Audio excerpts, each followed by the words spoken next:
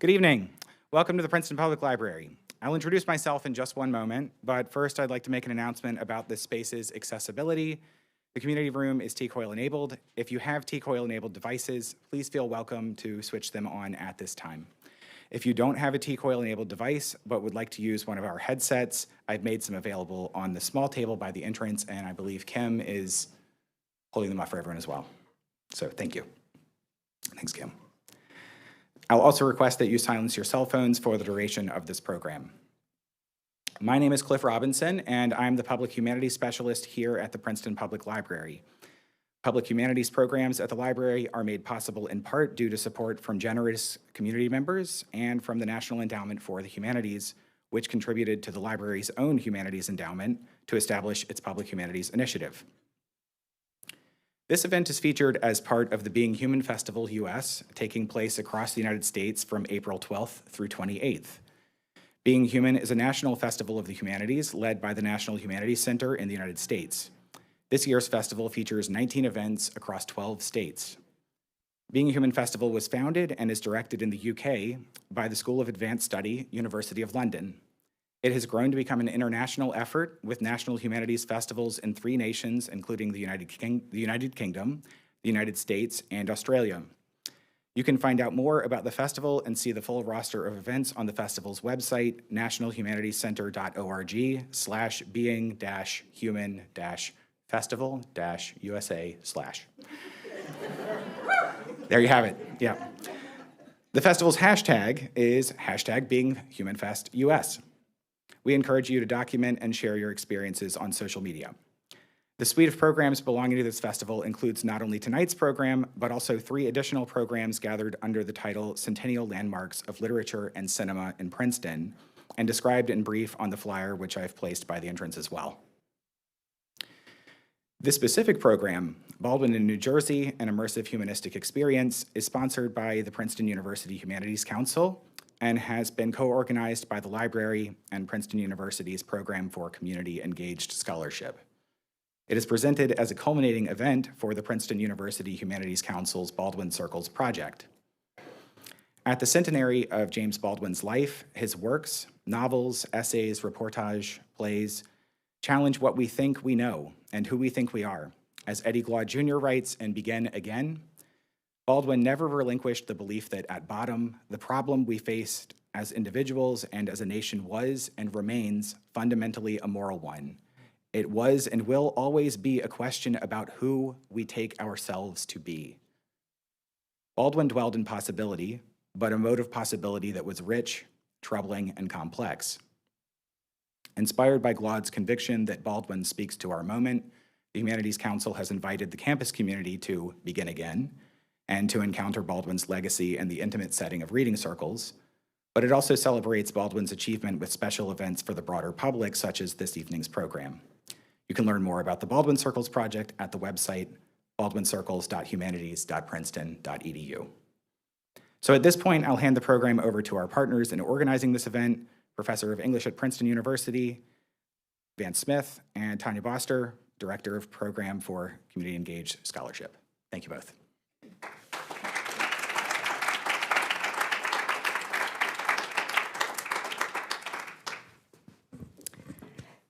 At their best, the humanities can spark empathy across time and place, culture and identity, perspective and bias.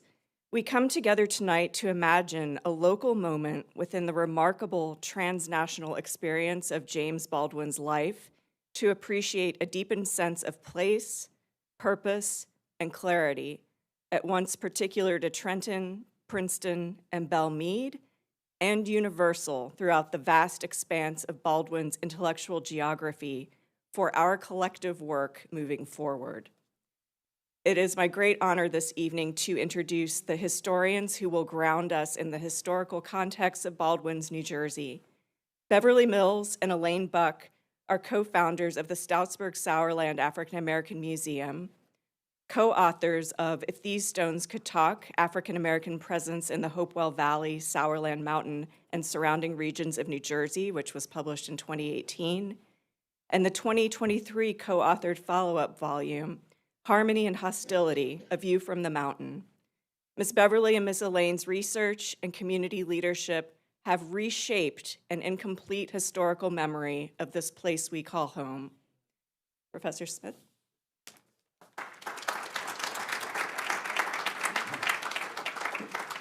Good evening. I'm honored, very honored tonight to be able to introduce two of Trenton's most important, influential, and yes, wise, it's in the name, cultural and intellectual leaders.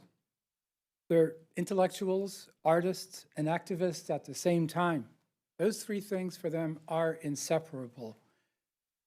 Their art, intellect, and action power each other. They elevate each other, and they lead the way for many others. Wise Intelligent is an artist, activist, author, social entrepreneur, and many other things. He's a founding member of the legendary seminal group Poor Righteous Teachers, Trenton's greatest hip-hop band, along with Culture Freedom and DJ Father Shahid. The first single that PRT did and that they're still known for features prominently the Trenton Makes Bridge in the background. Rock this funky joint. Look it up on YouTube, as well as everything else they did. They bear repeated listening and studying. They released a number of important albums, including Holy Intellect in 1990. Wise has been called one of the most creative rappers of our time. His rapid-fire, mind-bending lyrics have been praised. As a musician purely, he's very, very important and influential. He's continued to do albums on his own even after PRT disbanded, including this year's album with the great title, Poem Chomsky. His music and his work seek to elevate and inspire. He's the founder and CEO of Rap Snacks Foundation and of Boss Up Foundation, which do important work with youth from under-resourced communities to help with the spirit of entrepreneurship in the context of real-world experiential programs. He's also, as I mentioned, an author, and I had to bring this along to plug it. This is one of the best books I've read about the recent history of Trenton, which, as Wise says, is not an under-resourced city, it's an over-extracted city and community. And it's a beautiful twin history of how that same thing happened to hip-hop, how it was overtaken by the music industry as well. It has the amazing title, 3/5 an MC, The Manufacturing of a Dumbed-Down Rapper. I do recommend it. I taught it last semester, and people really liked it. Darren Freedom Green. If you're around Trenton, everyone knows Darren Freedom Green because he's everywhere. He's a voice, a conscience, a presence. He has probably the only profile on LinkedIn that's both moving and inspiring. I'll read a little bit of it. This is just a sample of what it's like. The beauty of my work, my assignment, my speaking is that it is not a black, brown, or white thing. It's a right thing, and it moves people, places, and things that have normalized wrong to being absolutely committed to dying for a new world that's right and exact. Baldwin says, "We must do this, for we are the only examples for those coming behind us."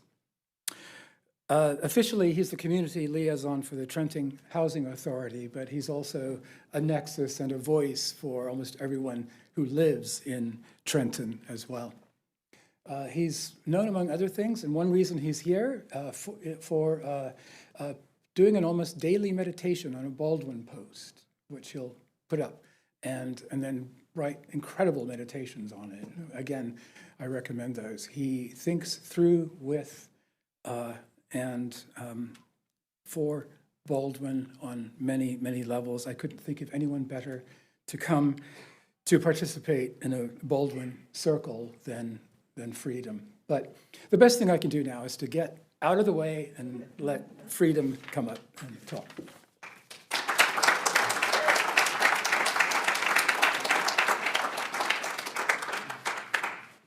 Good evening. It's not Bible study, so you can talk back to me louder than that. Let me try it again. Good evening. Good evening. I want to thank everyone who is here. You could have been anywhere else on the planet, but you decided to be here to be with people who are committed to being transformative in all that they do. He's my main man. He laid the groundwork, but I was en route here and I was a little delayed. I had to stop and I had to participate in a balloon release. There was a homicide last weekend. 40-year-old mother, beautiful mother, and her 13-year-old daughter. And in standing and speaking today, I struggled with it because after a while, as Baldwin says, grief can be exhausting. And you deal with the dynamic of what's happening in the city of Trenton, but it's not an enigma. It's happening across the country. And part of what excites us about Baldwin is he charges and challenges us to look at the moment. But I charge and challenge you tonight to look in the mirror and ask yourself, what are you doing to make where you are better? It is easy to look at the news and point at Washington and curse and do all that we normally do. But to look in the mirror of your own soul and begin to be transformative of your own community, that's where it changes. Just the way we interact and deal with one another is a component of how life in actuality moves forward. So I'm excited about tonight. But I don't want anyone to come in here and think that your job is to be a witness. If the world is to change, you've got to be a worker. Baldwin says it best, it is easy to look at things and be relaxed and conditioned to a condition. And I think we've arrived at that place now. Today, when I was speaking, there were over 100 young people there, 7th and 8th graders. And one of the things that Baldwin says is, it is easy to be disrespectful. But one of the things that we don't embrace enough is that we can be disrespectful by being contemptuous of other people's pain. And I think when we look at the world now, we've almost conditioned ourselves to a condition of saying, if it isn't me, then it'll be all right. No, the moment you look at others and you see any aspect of what they're dealing with, you ought to see yourself in their struggle, in their pain, in their plight. And that's what the transformative component is. And I think as long as we keep seeing the world as us versus them, it'll remain that way. And the divide will be deeper than black and white. The divide will be just rooted in a hate that we don't even want to acknowledge. I think tonight is a great opportunity to have a number of discussions. And as we have great history being laid out, I want to just dispel a few things. First and foremost, Baldwin was a popular figure, but he was not well liked. Most historical people who are transformative aren't. In 1963, in the March on Washington, he was slated to speak. But when people amongst the march asked him what was his comments and commentary going to be, he simply replied, "I'm not your Negro." Baldwin was removed off the list of speakers. So my point to you in saying that is, whenever you're deciding to change, to transform, to impact, to empower, it's not going to be a popular path. And I think part of our problem is everyone is looking to be liked. Darren Freedom Green really could care less if you like me or not. At the end of the day, at the end of the discussion, I came into the room with one idea. What are we working on? And how can I use the gift I've been equipped with to get us to where we're going? That's impact. And I think if we focus on that as a collective body, we can move forward. The third piece is understanding that what Baldwin says in regards to history. I think that the past is all that makes the present coherent and further, and that the past will remain horrible for exactly as long as we refuse to assess it honestly. We're in a difficult moment right now, but it didn't just arrive. And you'd like to identify and keep screaming, Trump, Trump, Trump. This is America. And until we have that hard conversation about what we're looking at and what we're dealing with, how can it change? It's going to be a conversation where you're going to be uncomfortable. You're going to say some things and deal with some things. Part of why they're erasing the history in the schools is because they don't want you to know it.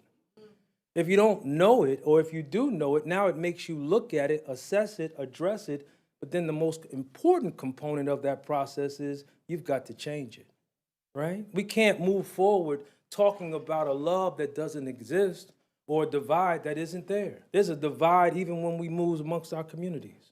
right? What I like about coming up here to Princeton is people greet you. They speak to you. It's rough in urban communities where I come from. People have lost the art of acknowledging one another, right? The simple fact of coming into the room and saying to the person, not only do I see you, I acknowledge you and I respect you. It's the start of a rebuilding and a healing that has to occur amongst our own. Baldwin goes a little further, and he's fascinated with the notes from a native sons. It must be remembered that the oppressed and the oppressor are bound together within the same society. They accept the same criteria. They share the same beliefs. They both alike depend on the same reality. I think what I love about Baldwin is he can come into a room, and it matters not what the ethnicity is in the room, he's going to find a common bond for us to build on. If there's poverty in America, we should be concerned about it. If there's laws being put forth that are biased, we can be concerned about it. If people are being slighted for whatever their sexuality, which isn't a concern to me, I care about the humanity of the human condition of the world. And I think when we get beyond our own personal biases and address them in the mirror, we as individuals become part of an army that's going to be amazing. I think tonight's going to lead to a lot of great discussions, not just in this room, but as we leave out. Because in here, it's easy to discuss. It's easy to talk. It's easy to exchange ideas. It's easy to be profound. But the real magic, which really isn't magic, is love in motion, is when we leave out of here and we're intentional with our words, ways, and actions, moving towards the healing we all say we want, but many won't do the work to produce.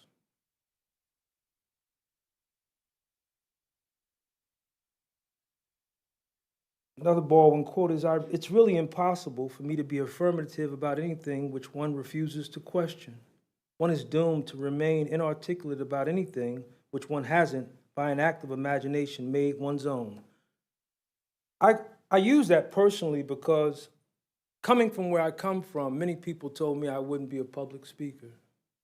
Nobody in my family had done it before. Nobody really in the community did that other than preachers, and I'm not a preacher. But the reality of finding my voice, finding my purpose, was the thing that allowed me to move into the space and place where I was designed to be. And I think for most of us, when we're looking to make life purposeful, we've escaped the conversation we need to have with ourselves is, what is our purpose? And Baldwin knew his. And more importantly, he inspired others to find theirs. And I think as we study his work and study the correlation of what he did and what he said and where he came from, tonight we can not only understand that the significance of what he did was have a bold courage to be himself. And I think all of us have to ask ourselves that question: are we being unique? Are we being authentic with whom we are? Or are we operating inside of every room to be able to fit in? I have no desire to fit in at all. I have a desire to stand out, not because I'm searching or chasing the new drug that's out, which is called attention, but rather because in my uniqueness, I'm living in the gift that I'm supposed to do. And I think when people see you do that consistently, they'll find courage to find whatever it is within them to find the fortitude to be who they are. Like, I don't need a map. I don't need words underneath me. I've been gifted to do exactly what I'm doing now. And I don't abuse my gift, nor do I brag about it. I stay humble because whatever it is that you've been gifted with, it's the thing you're supposed to use. But I think most of us have found a path to go around our gift, and we're doing everything but that. Tonight, as you discuss Baldwin, tonight as you discuss the ideas, the concepts, the history of a man who gave birth to so many courageous ideas, who gave birth to so many transformative perspectives, I think tonight I ask you to do the thing that we often don't do. Challenge yourself. Look at yourself a different way and be intentional with connecting to others and using what Baldwin has shared with us that has actually transformed us into transforming these small groups, these communities, the places we go, the things that we do. I have one more for you, and I'm going to get out of the way because we have some amazing history to be talked about. Perhaps it is now to him that is no need to establish himself, his relation to his past, the African American, is most American, that the depthless alienation from oneself and one's people is the sum of the American experience. I think when I read Baldwin, what I love to get is he gives you an in-depth analysis of America. It is not the beautiful place people put on paper. It's not the utopia we like to talk about, but it's a harsh reality. It's an imbalanced reality. It's an area where I teach in 4 schools, and if there aren't federally funded lunches and breakfasts, a lot of the babies I love and teach won't eat. Something is wrong with that picture. And now you have people sitting around now looking to cut funds to programs that feed our seniors. I'm a community liaison for Trenton Housing, and our seniors are now being looked at, cut at. They're looking to play with funding for Medicaid. And so we should be concerned about issues like that, right? And we didn't just arrive there. We've gone progressively to it because most people haven't had the courage to speak to it. What made Baldwin bold, what made him courageous was the fact that no matter where wrong was, he stood on right. And I think if we leave here tonight celebrating him, honoring him, you have to embrace the qualities that made you stand up and look at him in a different way. But if you're looking at him, you ought to also see yourself in his work. Whenever I get up, I try to honor his sacrifice, his commitment to excellence by being that same thing. The standard won't be established by people on the sideline watching the work. The standard will be by us who are in the trenches getting our hands dirty doing the work. And the work isn't glorified. It's not a photo op. It's not somewhere it's going to be on a magazine. It won't even be on ABC News. I think the profound Gil Scott-Heron said the revolution won't be televised. And it won't because the revolution is like the earth itself rotating. And because the earth is rotating around the sun at a particular rate and speed, it is causing the evolution of what we call seasons, which causes change. Many of us refuse to evolve. We want to stay right where we are because it's comfortable. And I think if we do that, have the bold courage to create where we know speed and revolution needs to occur, then Baldwin's legacy in life lives on in each one of us. And I think that's the importance of tonight. Whenever we have these circles and discussions, it's a continuation of things that have already been done, but the most important thing is what we will do now. And I think as we lay that path, it'll be a beautiful thing. I close with saying simply, there's a biblical jewel where the amazing David was looking to find out how he could conquer the giant in front of him. And I love this parable because Saul tried to give David his armor.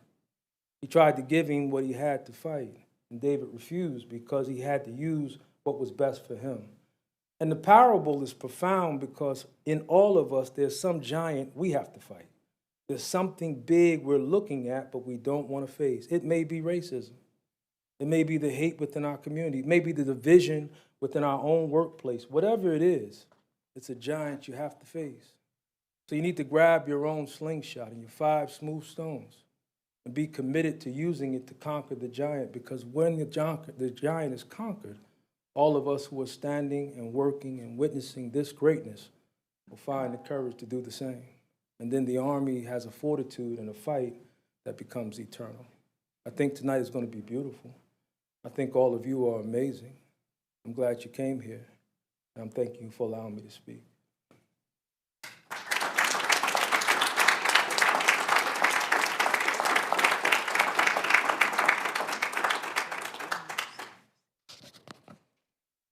So, I'm Beverly Mills. I am co-author of If These Stones Could Talk and our other book in 2023, which was Harmony and Hostility. So, for those of you who don't know us, why are we sitting here? How did we end up talking about Baldwin? Well, we're going to have to start talking about how we started in this work that came by just surprise, literally. We've been doing this now for maybe close to 20 years and had no intention of looking into the history of New Jersey, had no reason to even look into the history of New Jersey.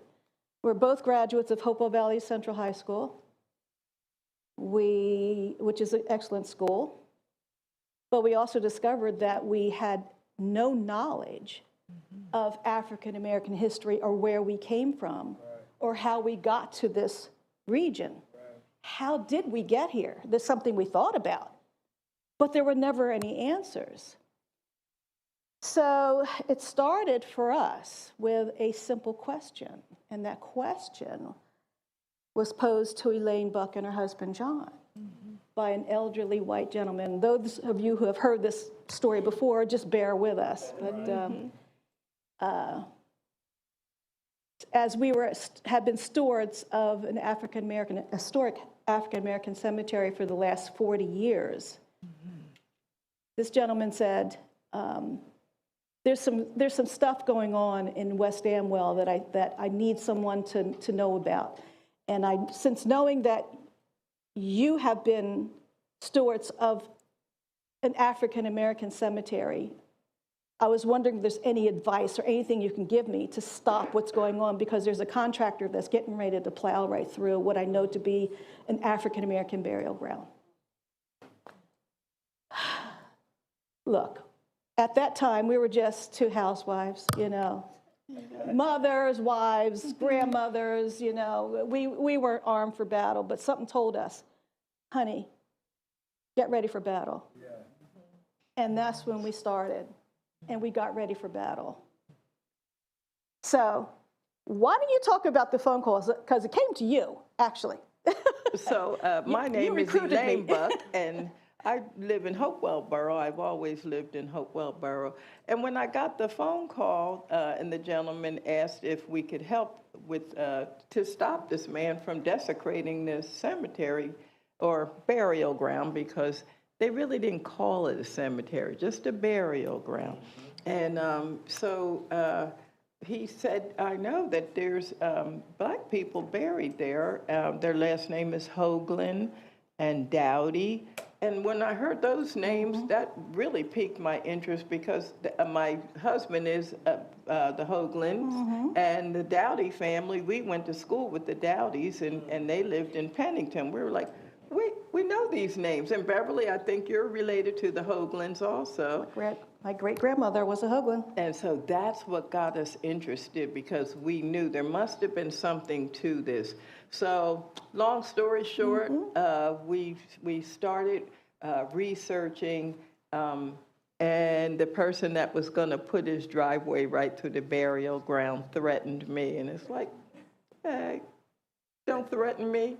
I'm just trying to, research. And really, that's really how we got started. We were just trying to research what we thought really was something that was not supposed to happen. Yeah. And like you just said, it was wrong. And so we wanted to make sure that we stopped this man. And we actually did. My name is Elaine Buck. My husband calls me Elaine the Pain. And this, that man found out. but the bottom line is, what made him think he could do that? It didn't matter. It didn't matter, yeah. Why did he think he had the power to do that? And which profoundly changed us. Because then we thought, why is it that we have never thought about who's buried in our cemetery? And why was there a cemetery that was established just for African Americans? What was behind all that? So the more we started digging, a whole different world opened up. And it was a very disturbing world. It was a very sad world. When we were doing our research, there were times that we had to stop because we were sobbing. It's not easy work, but we knew that we had to do this.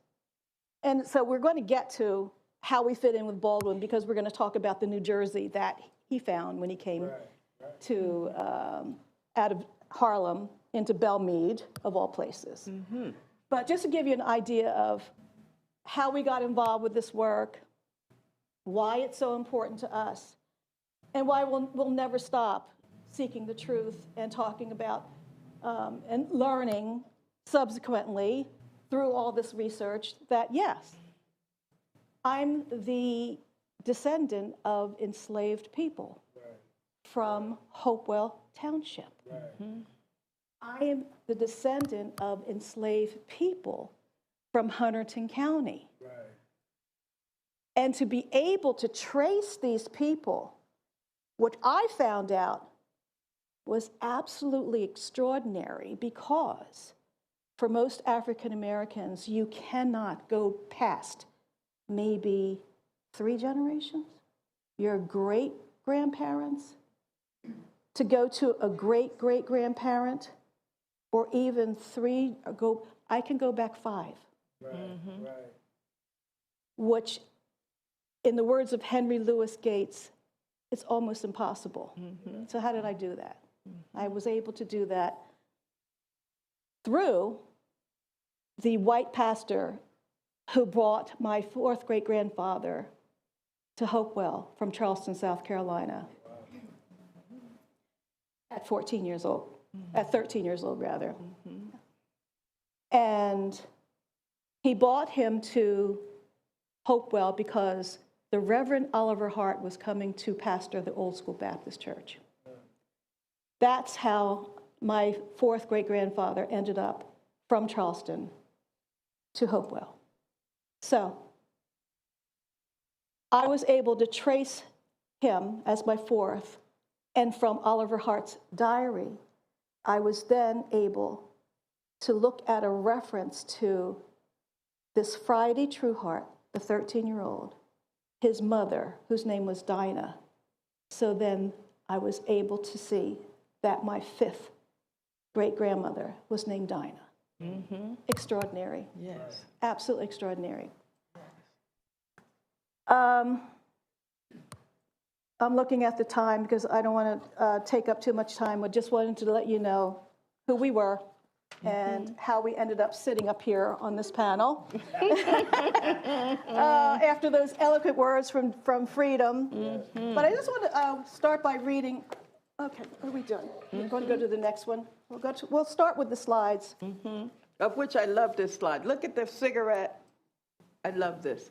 So this is James Baldwin, for people that don't know, born 1924, and he died December 1st, 1987. So he saw a lot of changes in his short, well, I call it a short life. People are living longer now. And can we go to the next slide?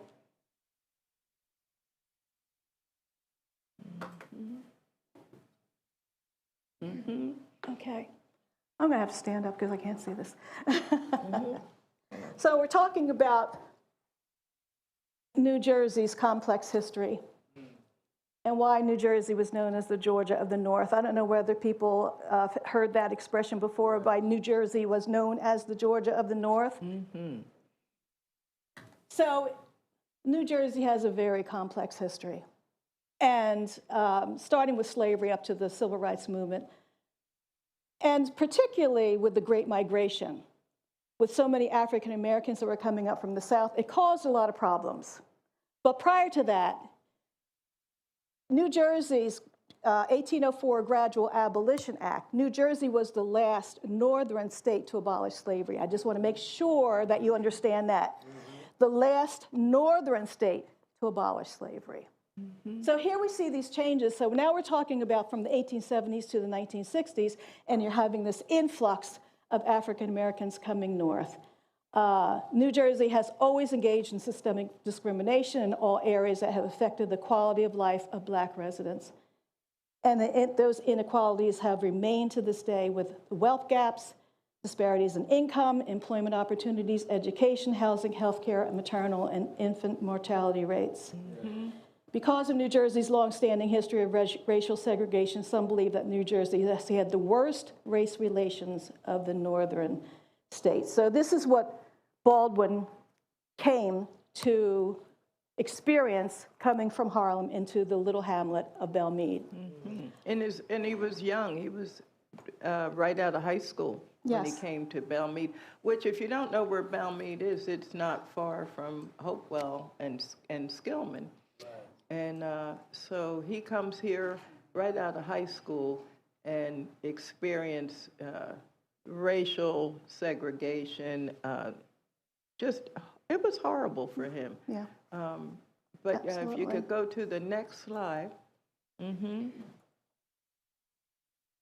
the resurgence of Americanism. But before we get into that, I want to read something, and it is from our book. And I wanted to read about how the Klan, because we're close to Easter, held their morning service where 400 people, 60 in Klan robes, packed the Hopewell United Methodist Church, where the pastor, Reverend W.B. Maxim, graciously allowed the Klan the opportunity to recruit members during service. Gracious. This is right here. This isn't Alabama. This isn't Mississippi. This is New Jersey. This is Hopewell, New Jersey. Around the corner from my house, too, by the way. Just want to read a short section from the book. Once again, at midnight, the skies were lit up in the Hopewell area with a blazing, burning cross opposite the residence of W.B. Secor in the field owned by A.C. Bond. Apparently, this midnight meeting was how many chose to bring in the Easter holiday. The article described how many automobiles lined the side of the road for over a mile from each direction of the meeting place. The field was packed with over 300 Klan members, including women. And children. And children. Barely a month later, a third article reported that a 30-foot high cross had been burned near the H.A. Smith Manufacturing Company plant. This cross drew many onlookers who were apparently hoping to witness a Klan ceremonial, but the crowd was disappointed since there was no sighting of Klan members. The crowd watched the cross burn slowly, but no one made an attempt to disturb it. So we say all this to say this is the kind of climate and the atmosphere that Baldwin would have encountered coming into this region. Racism was rampant. And not only that, but the first Klan funeral was held in Belle Mead. Yes, it was. And it was well attended. That one was well attended, too. Yes. Okay. And we'll go to the next slide.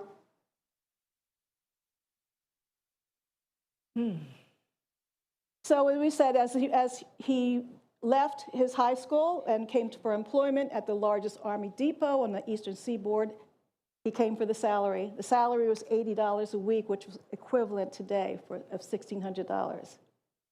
But what did he learn? He learned in New Jersey that to be a Negro meant precisely that one was never looked at, but was simply at the mercy of the reflexes the color of one's skin caused in other people.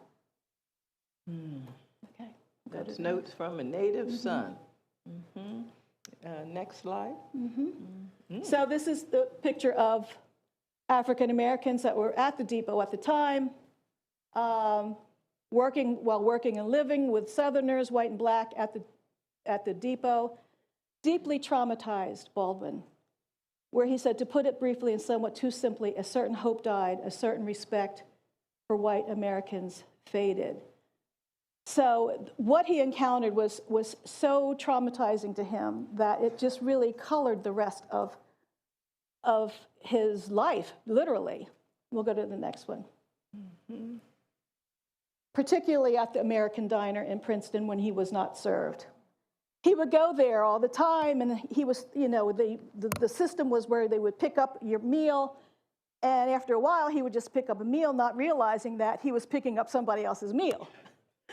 So he attempted to order a meal at the American Diner, but was told Negroes were not served there, and they had been waiting for me to realize that I was always the only Negro present.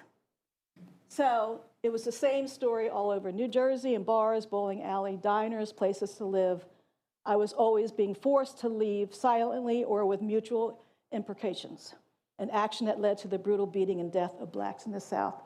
So this is what he encountered. This is something that was pretty commonplace for many of the black people that lived here. I remember my father.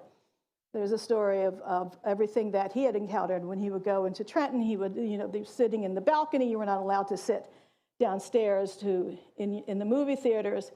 there were certain bars and places that you couldn't go. You simply wouldn't be served. So this is what he encountered, and this was a complete and utter shock to him because living in Harlem, he didn't encounter any of that. I remember a story my Uncle Sonny told me, and he went to Princeton High School, and him and his friends went to a local bar in Hopewell, and every time they ordered the drink, the man didn't want to serve them, but he did, and every time they ordered the drink and they drank out of the glass, they would break the glass. So that's my family. If you do something like that to us, it's on. So him and his friends stayed all night, and the man kept saying, kept breaking the glass and they'd get another glass, and he'd break that one and break that one. And I said, he said, we stayed until closing. I said, well, good grief, we probably didn't have any more glasses by the time you guys left. But I mean, this is what, This is what he encountered. What we lived through. And I say we because I grew up as a teenager in the 70s, and I remember going places where people didn't really want to serve me. I had to show my ID, and I'm like, look, I'm on lunch break. You're going to serve me or not? I don't have time for this. But I remember feeling just the way that he felt there. We can go to the next slide. And once again, another confrontation. The best thing would be for you to leave. This was actually in Maple Shade, but this was interesting to me. I didn't realize this until we were, talking about coming for this discussion, and that this confrontation that Martin Luther King had in Maple Shade, it was actually 10 to 12 years before his sit-ins down south. So New Jersey, this was in 1950. So this was King's very first nonviolent protest and his very first sit-in. So New Jersey, once again, was on the, this was known for the beginning of Martin Luther King's nonviolent protest. So I thought that was very interesting. Martin Luther King also experienced that at 21 years old when he was refused service. And I love how it was a nonviolent protest and sit-ins. And growing up here, I remember being allowed to go to Princeton University so we could sit in, and we had, for the civil rights, it was Adam Clayton Powell and other speakers would come, and we would go and have a sit-in. And I think about that when we read this. It was like, we've been doing this a long time. This has been a long time, and I it's ain't no exhausting. spring chicken, and I can't even sit on the ground now. It's exhausting. Yeah, I think we'll go. Okay, so you want to talk about that, and I think we're going to end with this. Yeah, we're going to kind of end with this. These are crucial events in the United States that inspired Baldwin's writings, a catalyst for his activism and writing. Of course, chattel slavery here in the United States, and then the racist policies of the Wilson era, the former president of Princeton University, and then the former governor of New Jersey, and then, of course, the president of the United States. And then he witnessed lynchings and the domestic terrorism that was going across the country. And then, of course, Reconstruction and the Jim Crow laws and mass incarceration and just the devaluing of Black lives. And I don't know if you notice, we're still doing this with Black Lives Matter. Well, do they really matter? I mean, I don't know about that. And then, of course, when Emmett Till was murdered, now we're in 1955, he lived through all of this. Freedom Day. This is when, voter registration. And, you as Black people, we have family members that were killed trying to vote. And so I take voting very, very seriously. And then we have, of course, the March Selma to Montgomery, and that was in 1965. Medgar Evers is murdered. Now, as a teenager, I'm watching all of this on TV. I mean, now everything is televised, and so, you hear about these people being murdered. This is 1963. Malcolm X is murdered in 1965. Robert Kennedy's murdered in 1968, and then Martin Luther King is murdered. And so, you know, when you look, and this is just half, I had to leave it off. We'd be here with 3 or 4 more slides with all the stuff that made him think about living in the United States. He left from the United States and moved over to Europe for a while, and the different places because of what he was encountering living here. And he was also friends with Medgar Evers, Malcolm X, and Martin Luther King, and Robert Kennedy. And so this was some really traumatic times. And I remember, if you just let me read this, I remember he wrote this: "Every bombed village is my hometown, and every dead child is my child. Every grieving mother is my mother. Every crying father is my father. Every home turned to rubble is the home I grew up in. Every brother carrying the remains of his brother across borders is my brother. Every sister waiting for a sister who will never come home is my sister. Every one of these people are ours, just like we are theirs. We belong to them, and they belong to us." And this is the kind of stuff that I was reading when I was a teenager, and I was impacted by the words of not just James Baldwin, you know, Toni Morrison, and all the other, Langston Hughes with "The Dream Deferred." You know, we dry up like a raisin in the sun, and so I made this slide just so we could just feel how he must have felt as a young person, and then living through all of this until he died. Yeah. And can we just go to the next slide? So, your experience, Elaine, I wanted to talk about. Well, this is as where we are in New Jersey now, and you can read it for yourself. But it just made me think about the family that I came from, a very conservative Black family. I had a grandfather who absolutely, how can I put it nicely? He had no respect for Martin Luther King. He had no respect for any person that was trying to buck against the quote-unquote system. He felt it was much easier for him to be the good Negro. He felt it was easier for him to do everything in life to assimilate and to be, I guess, looked upon favorably as a different type of Negro, as a non-threatening Negro, as someone that's not going to cause any problems. That was very important, very, very important. And he raised his son, my father, to be that way. So when I look at someone like Baldwin, when he says, "I'm not your Negro," and I think about that, and I think about the people that raised me, who wanted me to be the Negro. And I just wanted to put that out there, that's the kind of folks that I came from. And then, you know, for me, it was a whole different story, because now we have all the musicians, and we had Jimi Hendrix, and we had Bob Dylan, my husband's favorite, and all these people, and they're singing all these freedom songs. And we had James Brown, "Say It Loud, I'm Black and I'm Proud." And just all of these things where, okay, now I do believe the tide was changing. And I just remember living through it and reading a lot of James Baldwin. I think the next slide, if you would turn to that. Yeah, this one right here. At Hopewell Valley Central High School, we did a play, and it was The Amen Corner by James Baldwin, and I was one of the lead characters. I was the evangelist. She was a pastor from Harlem. Her name was Sister Margaret. And she was one of the most prominent symbols in James Baldwin's Amen Corner.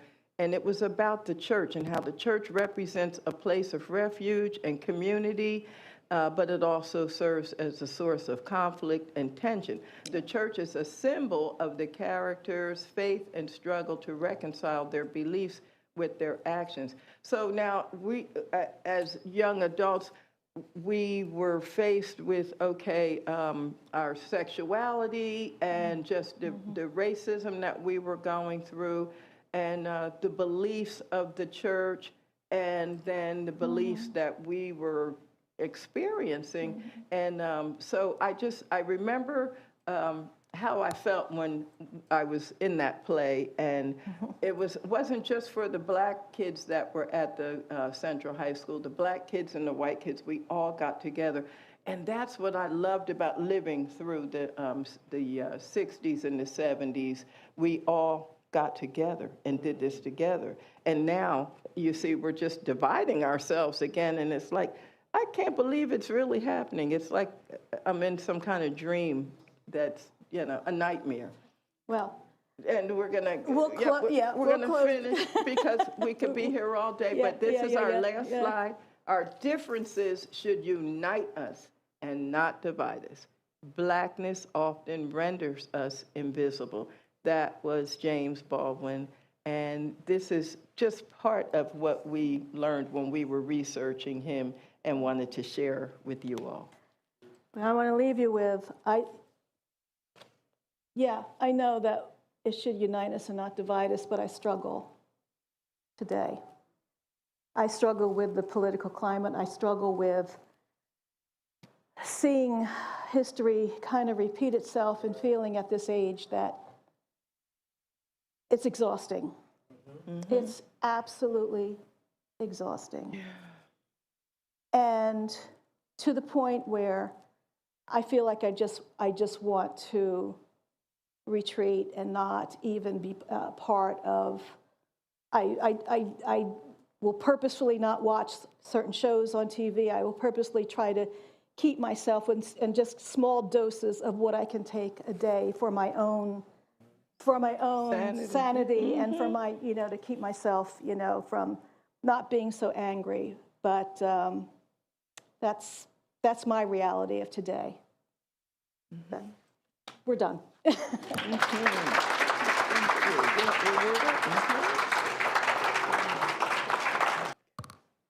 The wise is definitely on you. I never want to enter a room or a space and assume that everyone knows who the individual is, even though you're our hometown hero and global icon in terms of the great work that you do. Talk a little bit about yourself and let the people in the room know who's in the room. Yeah, I don't think I can introduce myself better than the professor did, but he was very favorable to me. Yes, sir. I'm a Trenton native. I'm New Jersey through and through. I was born in New Brunswick, New Jersey. I grew up in Trenton. I lived on every side of Trenton throughout my life. A consequence of poverty. The eviction notices and you moving from place to place, packing up your things. I've lived in like 3 of the housing projects in Trenton, New Jersey. I've lived in a homeless shelter at 14 years old. My mother, 2 sisters, so yeah, I'm Trenton. When the elder sisters, the mamas, were up here explaining and making those connections to enslavement, right? It speaks to my story, and in my relationship to Trenton, it goes way back. For example, my surname is Grimes, Grimes, and that name was given to us by a plantation owner named General Brian Grimes, a Confederate general in North Carolina. There's an entire town there called Grimesland, and it's the Grimesland Plantation. And it's 3 other plantations connected to it. It's Grimesland Plantation, Avon Plantation, and Yankee Hall Plantation. The Grimesland Plantation is still there. They've refurbished it. The enslavement quarters in the back of the big house, all of that is still there. And the irony is they're throwing parties in it. Right. They're having weddings. They're taking pictures in front of slave quarters. And like, hey, like nothing ever happened. Like what happened there never happened. Right. Right. So Grimesland was where my ancestors were enslaved. And General Brian Grimes was a trustee at the University of North Carolina. at one time the school caught a fire, and he provided labor and funding to refurbish the school, the University of North Carolina at Chapel Hill. And that was my ancestors' labor and revenue generated from my ancestors' labor, right? So here's the Trenton connection. General Brian Grimes and his family would take holiday and come to Trenton. They would stop in Bordentown, they would stop in Trenton, and they would stop in Princeton, New Jersey. That was their route when they would go on holiday. And when they would take those trips, they had two of my ancestors on that trip with them taking care of their family. You know, so these things are written in their journals in the University of North Carolina archives. You know, my sisters and I, we kind of been digging and going into those archives and reading those journals, and they would come to Trenton all the time. And this is where my ancestors heard the whisperings of New Jersey and became familiar with Trenton in places like Princeton, New Jersey. So my parents ended up coming to Trenton, and that happened when my father was sent to New Jersey to escape Greenville, North Carolina, because of racial tensions. So my father was employed, and he was one of the only employees that could read. And he told everyone else that they were being robbed. They weren't getting paid what they were supposed to be paid.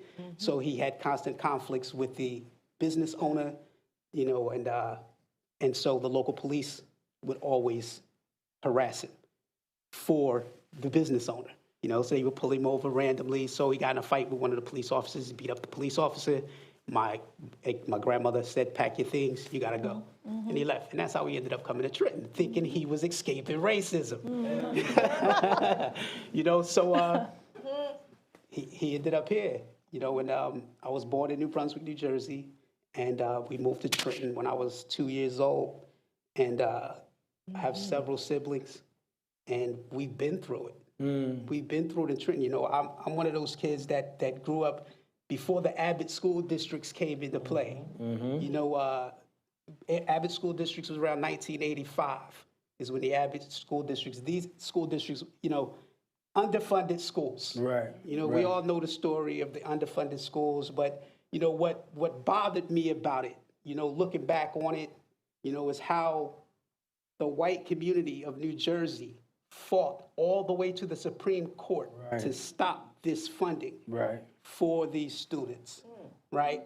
They were fighting for equal student per pupil pay, you know, to give kids a better education, I suppose, you know, and they fought all the way to the Supreme Court, and it was, I think it was a 22% increase and they were going to receive about $21,000 per student. $21,000 per student for an education. They fought all the way to the Supreme Court. But the same white community didn't fight any of the prison industrial complex's $60,000 a year to house a prisoner. There was no fighting there was no fighting to the Supreme Court. And they're going to spend $60,000 and $70,000 per prisoner to keep them there, but they didn't complain about that. Right. But they complained about giving a black child $21,000, 1/3 of what it costs to house a prisoner. Yeah. So it dawned on me that, you know, they would rather see us locked up than educated. There's no other way to deduce that. You can't, that's the basic mathematics. There's no other outcome, you know. So Trenton is Trenton, you know, Trenton is Trenton, you know, and hip hop was big for us coming up in Trenton. It was a big thing, it was a big deal. You know, and I've taken a knack to writing because as a kid, I didn't even know it, but I was suffering from anxiety. I didn't know it. Wrote my way out of it. You know, just writing. Just write rhymes. And being in the predicament that we were in, we were activists pretty much from day one. We had no choice. You know, we had to contextualize the environment that we were growing up in. You know, you say a product of my environment, but if I can't contextualize the environment, then I'm being dehumanized, right? And when you dehumanize a person, you're cutting off the human reality and the complexity of their lives, right? And so you're getting this one side. So we have this idea of black youth in the city that's not contextualized. So we become whatever society say we are. You know, so we become these products of the environment, but then we're not allowed to interpret the environment, so we become Bigger Thomas, Richard Wright's character in Native Son. Right. Right? We become the guy that no one wants to interpret for fear of having to face the reality of America's race relations. Because every level of this society Right. is racist. Yeah. Talk on that. You know, it just is. You know, and we have to admit that, and even in order to have this conversation. Yeah. You know, and it's institutional power. Yeah. We don't have institutional power. We don't control the systems here, but we have to engage these systems every day. That's right. These are, the institutions in the society are the life-sustaining institutions that we all depend on to sustain our lives, right? So this is where we encounter racism at, whether it's the judicial system, it's the educational system, it's the medical system, it's the systems. And they're racist through and through. The racism is just what it is. It's what America is. America is nothing else. Yes. Whiteness, just saying that you're white is racist. Because it's your identity now. And that's what you're fighting for. That's what the whole fight has been for, to preserve whiteness over everything else. We see it with this election. Right. We've seen the poorest, most underserved white people in America vote against their best interests to align with whiteness. Yes. You know, they have nothing in common with the billionaires running this country and world. Nothing in common with them at all. But they were willing to forfeit, sustaining their own lives, their best interests, their well-being, to align with wealthy white guys, 100-year-old white guys, to preserve whiteness, to have some type of equality with them along the lines of whiteness and nothing else. It's bizarre to me, but it's America, you know. And at this point, you know, for me, it's like I'm past, you know, trying to appeal to white America and its humanity. You know, I'm not going to burden myself with that. It's not my responsibility. It's like Albert Einstein said. He said, racial segregation is not a colored man's disease. He said it's a white man's disease. He said, and the more American he becomes, the more he can't be silent about it. He has to say something about it. It is what it is, you know. And you know, that's not my job. It's not my bag. That's too much a burden for me. Too much of a burden to try and humanize white people. I'm not into that type of thing anymore. I can't do it. You know, like Mama said, said, you know, it's exhausting. It's exhausting. You know, so I'm not on that page. You know, but yeah, that's my life as a native of Trenton. You know, coming up in Trenton, doing what we do in Trenton.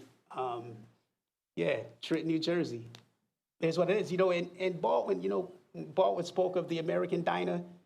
That's East State Street. Right. Yeah, it's all the way down East State Street. It was there for a while, though. It was there for a while. It didn't disappear, you know, when Jersey kind of tamped down a little bit. But I had those same experiences that Baldwin had 40 years after Baldwin. We would scrape up coins from selling newspapers. I lived on Hanover Street in Trenton. You know, if you know where that is. And we would take the bus up 206 to what was Jefferson Ward at the time, I believe, a little mall up there, a little shopping center called Jefferson Ward on 206. Walking, that's about 5 to 7 miles from Hanover Street, you know, but we didn't have money to get back, so we would walk back. So we walked from Jefferson Ward, and walking back from Jefferson Ward, we had to walk down Broad Street through Chambersburg.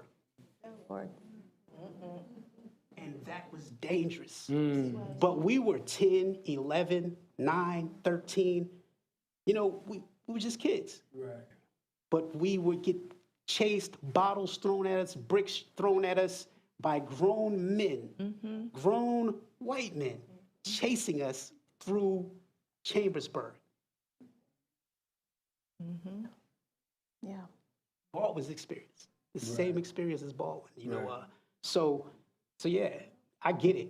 Yeah. I get exactly what he meant when he came to New Jersey and he said, yo, this is where I learned that I'm not being looked at but I'm at the mercy of the reflexes that my skin causes in other people. Right, That's right. Right? And to kind of truncate Baldwin's quote, it's what we say, it's because I'm black. Right. Right? It's because I'm black. Why the police pull me over? It's because I'm black. So I'm responding to those reflexes all the time. That's my entire life. So at some point, we have to just say we're not doing that. We're just going to do our thing. We're going to do our thing, and build life-sustaining reality for us over here. You know, clean water, you know, basic things. You know, basic things. You know, but that's what it is for us here. Okay, Yeah. okay. This room is quite diverse, and we're in a political climate now, really in our social climate as well, where we're looking for someone to have some form of justice, and Baldwin constantly talked about that. I'm going to run it right down the line. You each can expound on it in any way you want to. The reality of America and its justice is always placed on black people. Yeah. And I think Wise just eloquently put it, it's not our responsibility or role. Talk a little bit about what you feel the role of white America is in this political charge moment. We'll go right down the line. Well, like I said, I don't know. I really do not know. We've been in this, we've been stuck in this perpetual groove in the record for, you know, and you know, we make music. We don't like scratches on the vinyl. You know what I mean? But we stuck on this vinyl, and we're stuck here, you know, in this same little space. You know, so the role, I think justice, equality, humanity, you know, I've become very cynical. Right. In my old age. Not old. I've become very cynical, you know, and I think that America's morality, its morals and dogma, it's propaganda. It's basic propaganda, you know, to mask injustices. You know, that's how I see the democracy. That's how I see the justice, the equity, the humanity itself. I think it's all weaponized, you know, and that's how I see it. And not just here in the United States, you know, I think it's exported as propaganda, you know, weaponized propaganda, you know, in foreign countries, you know, and so I don't know, you know, I don't know what the role is. You know, maybe white America is playing his role. You know, maybe this is the role the white America is supposed to play. You know, I don't know. You know, I didn't write this script. Right. You know, I didn't write this script. Neither did Baldwin. You know, neither did Richard Wright. Right. You know, we're trying to say, hey, they're not portraying us properly. That's the point. We like, hey, you know, I don't act like that. Right. You know, in this script, but you know, I don't know what the role is for white America, you know, but I do believe it's their responsibility, no doubt, to fix whatever's broken. No doubt. You know, I agree. I hear you. I feel that I hearken back to a presentation that we had a few years ago in Lambertville, and one of the last questions that was asked had something to do. Do you remember that question? The gentleman asked about what would I wish for? And I think, and I said, first of all, I wish that there was no Black History Month. Let's start with that. Okay. All right. Talk about that. And the reason why is because I think it's a cop-out for white people. And I think that that White History Month has been used to absolve yourselves and to have a fleeting moment in time where you think you're doing the work when you're not really doing the work. If you're serious about doing the work, you would educate yourself on the African American, the narrative, and what has happened in this country, the truth about what happened in this country. You wouldn't be necessarily interested in spending maybe an hour in a lecture to hear about whatever one very, very short month out of the year. I think this is my earring making this noise. Is that what's happening here? I'll take it off. But yeah, I mean, I have no interest in Black History Month, and speaking with Elaine, we used to do tons and tons of presentations, and I said, you know what? No more. I'm just not interested. I'm not interested in doing the minstrel show. I'm just not. And she understood. She said, yeah, I hear you. It's up to you to do the work. There's tons of stuff you can read to educate yourself and to be serious about educating yourself. Right. But I also feel, as an African-American woman, I'm very aligned with the 92%ers, because 92% of Black women voted for Kamala Harris, because we don't have the luxury of effing around to find out. As Black women, we just don't. Not at all. We never have, okay? So, No, it's the truth. so I feel this way, and I mean, some of you may disagree, but you know, now that the protests and things are starting with, people are outraged because it's touching their pocketbook, or it's touching their forearm, or it's touching their whatever, and now they're seeing and they're having buyer's remorse and like, oh wait, baby, it's too late now. This is what you wanted. So don't look for us Black women now to come and join you in your march and join you in your this and join you. We're resting. We are resting. We It's tired. up to you. We tired, honey. It's up to you to get your fellow white folks in line. It's not up to us anymore. And that's the way I feel. All right. You know, when, like I said, living through what I lived through as a young person, and now I'm a mother of 3 Black sons. They're not boys. These are grown men now. I never did like injustice. I really didn't. I didn't understand how bad it was until now that I'm grown and I have my own sons. And the one son, his skin is the same color as my skin. We actually kind of look alike. Well, explain what that means in case some of you aren't aware of that pecking order in the Black community. And that's another thing that white folks pitted us against one another because that's what was done, particularly during slavery. You know, we all know about, you know, the lighter skinned.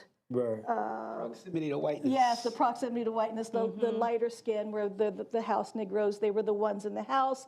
They, you know, many of the times it was their own children, but that's another discussion. That's another workshop. But yeah, so, and then the darker you are, you know, you are relegated to the fields and you aren't, you know, into the big house. Yeah. But go ahead. And so, you know, I think about actually having to teach my children. My husband and I grew up in Hopewell, and we went to, and I'll say an all-white school, because in my class, when I was in high school, there was 38 Black children in the high school. And honest and truly, Hopewell didn't know what to do with it, because they, you know, usually there was, in Beverly's class, how many were? Four Black children. Out of 300. Yeah, and so when I grew up, it was like we had to be the change that we want to see. And that's what I encourage people to do now. Be the change that you want to see. We did a presentation, and the young white woman got up and she said, "How segregated are your lives?" And we all had to think about that, because how segregated are our lives? We don't think they are, but then, you know, when you think about it, who sits around your dining room table on Sundays or Easter or whenever you're celebrating? And our lives are like you said, we're human beings. And when I watch my sons being treated just because of the color of their skin, I'll never forget the fear in this white woman's face my son was collecting carts at the Pennington Market. And like I said, he's my skin color, so he's a brown boy. And he was collecting the carts, and one of their jobs is if you see somebody that needs help, help them put their food in the car. And she was putting her food in the car, and he walked up and he said, "Do you need some help?" She looked at him like he was some kind of four-headed creature. I was sitting there waiting for him because I was going to pick him. I picked him up and, brought him home because he didn't drive at the time. And I looked at the fear in this woman's face, and it was pure. I don't know whether he scared her or it was just fear, because here's this black boy coming up to me in the dark at like 8:45 at night and asking me, did I need some help? And I thought, well, we got to change this. I mean, it's not like we just turned black and this is something new. I mean, and I'm looking at everything that's going on now politically, and it's like, I guess the next thing that's going to happen is they're going to tell us we can't be black. Well, I'd like to see that happen. And so I think we just have to be the change that we want to see. No doubt. We'll close out with this hot button topic. One of Baldwin's quotes and notes of a native son is, death matters. And he says life matters. Black and white don't exist. And he's talking a little bit about a diversity we're dealing with now. Let all three of you touch a little bit on this immigration issue, which almost seems to be the hot button topic. And again, when we're talking about it, we're all looking for a moral compass, right? And we can use a level of language that is always demeaning. But I think many of us escape the fact that if you're not a part of the indigenous community, in some way, you're an immigrant. Yes. Right? And I think until we embrace that truth and that history you were talking about, studying and researching ourselves for, which Baldwin constantly reflects on, the history of America itself. It's a false narrative. And I think until we address that and have dialogue about that, we won't keep referring to those people. But I just talk a little bit about how we can evolve, how we can repair, how we can build. And again, I don't look for the solution to be here tonight, but I think dialogue, right, and us talking and listening to one another in a respectful manner is a start of the redemption process. Well, let's talk a little bit about immigration and where you'd like to see that go. Wow. That's a whole heavy, It's loaded. And you have the same people that got rich off the immigration, saying no more immigration. It's wild, but it's a lot of dynamics to it. It's a lot going on in the world that I think a lot of people are not really tapping into.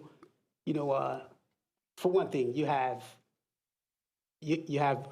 retirement, right? You don't have enough people in the workforce to support the retirees and things of that nature, right? So there's a need for immigrants. There's a need for immigrants. And then you have the fact that European populations across the Western world are below replacement level. They're below population replacement level. So they're not producing enough offspring to replace the existing population. This is exacerbating the reality, needing more people here. So then we look at the immigration issue. That isn't an issue because it's fugazi as fuck. It is. I didn't want to go there. But yo, I mean, here's why though. Here's why. Because all of the immigrants in question come from the dark nations. Yes. They come from the Southern Hemisphere. All of them. We had a problem with Haitian immigrants. We had a problem with Cuban immigrants, South American immigrants, Central American immigrants. Send them back. African immigrants, send them back. The shithole countries, send them back. While at the same time, Ukrainian immigrants coming in through the back door. Eastern European immigrants coming in. I'm in Georgia. I've never seen so many Ukrainian flags in people's homes in Georgia, ever. So it's what immigrants, right? It's what immigrants. At the same time you say no immigrants, you're saying, okay, we're going to, South Africans, you're being disenfranchised. You come here, You don't have to pay $5 million for a gold card. You can just come. You know, so it's, again, it's weaponized. It is. It's all, everything is weaponized. You know, America, man. Yes. America, the beautiful. You know, it is what it is, you know. It is what it is, you know, and quite frankly, everyone else, all of the so-called immigrants were here before Europeans ever got here. Right, right. Which They're all here. You know. right. Dr. Ivan Van Sertima, they came before Columbus. It's all documented, you know, right? It's all documented, you know, but here we are. Here we are. Because Dr. Bobby Wright said, psychologist Dr. Bobby Wright said, power is the ability to define social phenomena and get others to accept your definitions. That's what we They are. have that power. Right. So the definitions change when they say they want, they switch everything up when they want. They stay moving the goalposts. Everything changes when they want it to change. And as long as we keep accepting the definitions, we're subject to it. We're subject to that power. You know, so they're defining who's an immigrant, who's not. You know, they're defining who can come here, who can't come here, what the country is, what it's not. You know, how we should behave, how we should respond, react to these policies. You know, it's a wild reality. But we're all in it, and moving forward, we might have to go backwards to move forward. You know, we might have to take a few steps backwards. You know, some of this stuff had to be dismantled. I just think that to change anything, America as we know it, it's going to have to be dismantled completely, or nothing's going to happen here. Nothing's going to change here. Is this place? I honestly don't believe there's any hope for the United States of America in terms of humanity. I don't think there's any hope at all, and it's getting worse. Not better. It's getting worse. You know, again, Trenton, New Jersey. We're growing up in Trenton, New Jersey. I'm looking around like everybody's poor. You know, everybody's poor. Everybody's leaking. You know, we're working hard too, right? We're working hard. We're working hard. We're not looking for no handouts. We're not, you know, we're working hard. We're hardworking people, but everybody's poor. Everybody's struggling. You know, and I'm a teenager, and I'm trying to figure this out. You know, I got holes in my chucks. You know, and I'm like, you know, I'm getting laughed at, but everybody laughing at me poor too, right? So, you know, so I'm like, okay, what's going on here? And then I start to dig into the context. What's the context? 1988, I believe the governor was Thomas Keene. 1988, regional contribution agreements. They put these regional contributions, these RCAs in effect, which allowed affluent municipalities to defer their affordable housing obligation to places like Trenton, Camden, Irvington. So Trenton, Camden, Irvington, places like this were receiving money to build more affordable housing. So they just concentrated more and more poverty on top of poverty, on top of poverty, on top of poverty, and all the problems that comes with doing that. They're brilliant people. You know, they're brilliant people. They already know. So Trenton Central High School had a 71% student poverty rate. 71% of the students living below the poverty line. Right? Trenton itself had a 24% poverty rate, the city. 24%, compared to Princeton's 2.7% poverty rate. Franklin Township's 1.8% poverty rate. This is how it happened. They backdoored the responsibility of taking on affordable housing and concentrated all the poverty into the hood. So that's context. Again, this is what we're dealing with. This is what it's been, and this is just America across the board. And I don't think there's any hope for the United States. You know, I'm not gonna play hopscotch around that at all. It's just what it is. It's the United States. It's never been anything else. And to think that it was or is, you're deluding yourself. You are delusional. You can be as hopeful as you want to be, but the reality on the ground is what it is. It's real. it is what it is. It's not, it didn't start with Trump. It's not going to end with Trump. No, Trump is a product of it. yes, that's right. He's a symptom right. of it. That's it. And it's going to keep right on coming.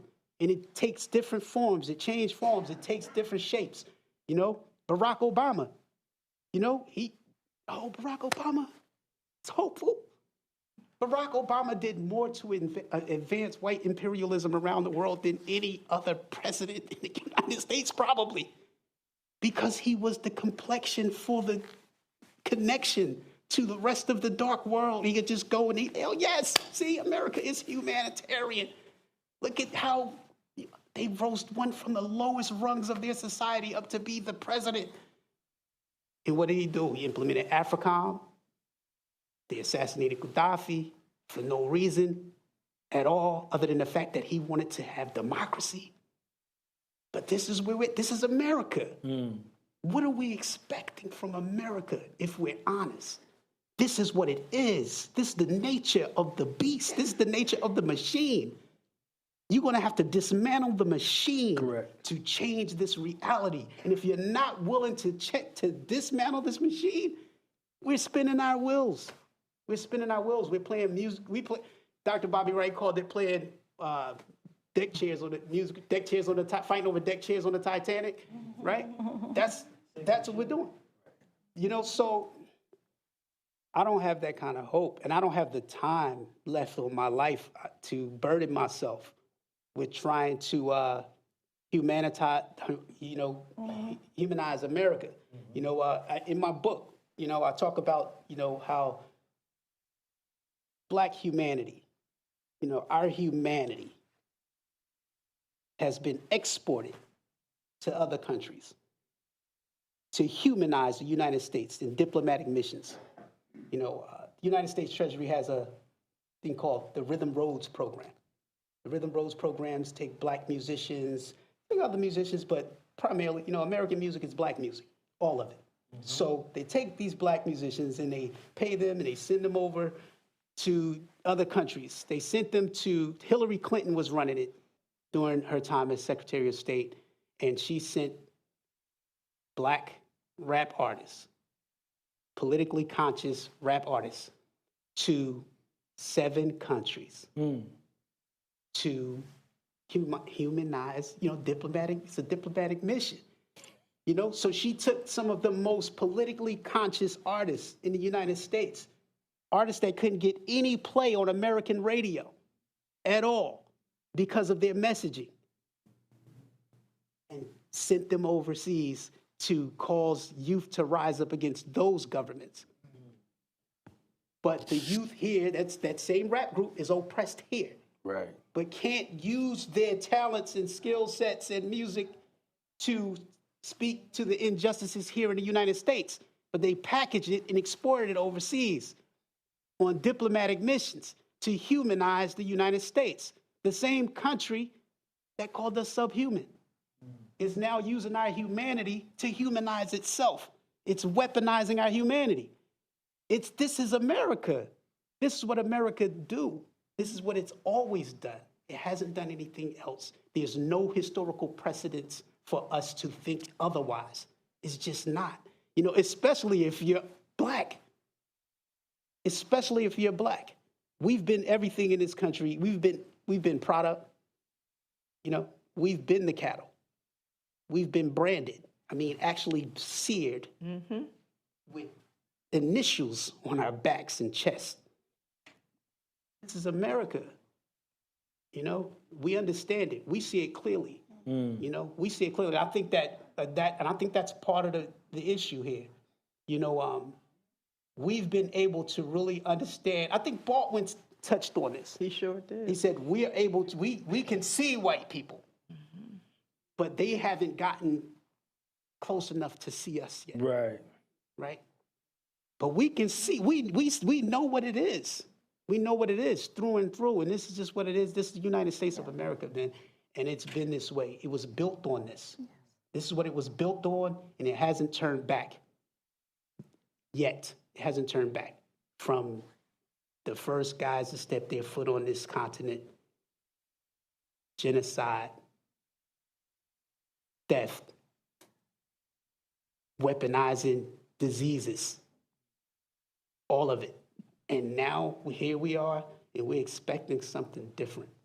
I think that's delusional, you know. But again, if we really want to change something, we're going to have to change something. Ourselves. You know what I mean? And quite frankly, I don't think that's going to happen in my lifetime. I don't think it's going to happen in my son's lifetime. Yeah. I don't think it's going to happen in my granddaughter's lifetime. She's 2. I don't think it's going to happen in her lifetime. I just don't see it happening. I don't see it happening.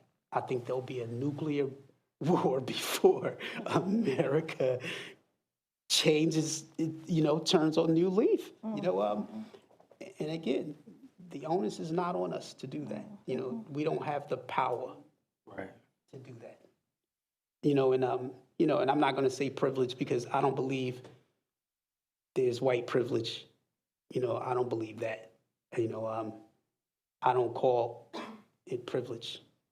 It's more like pathology. It's pathological to accept a life at the expense of other people every single day and call it privilege. To accept racism, unfairness, segregation under new language. You know, you're just talking about segregation. How many of us are segregated today? We're very segregated. I come out my house in Trenton and there's no white people on the block. No white people lived on my block. I go to my school, there were no white kids at my school. Segregated. It was in 1950, 1940, 1930, 1920. You know, it wasn't the day after Plessy versus Ferguson. Right. It was 1990, 2000, 2024, 25. It's the same thing. We're segregated now. This is what it is. This is not privilege.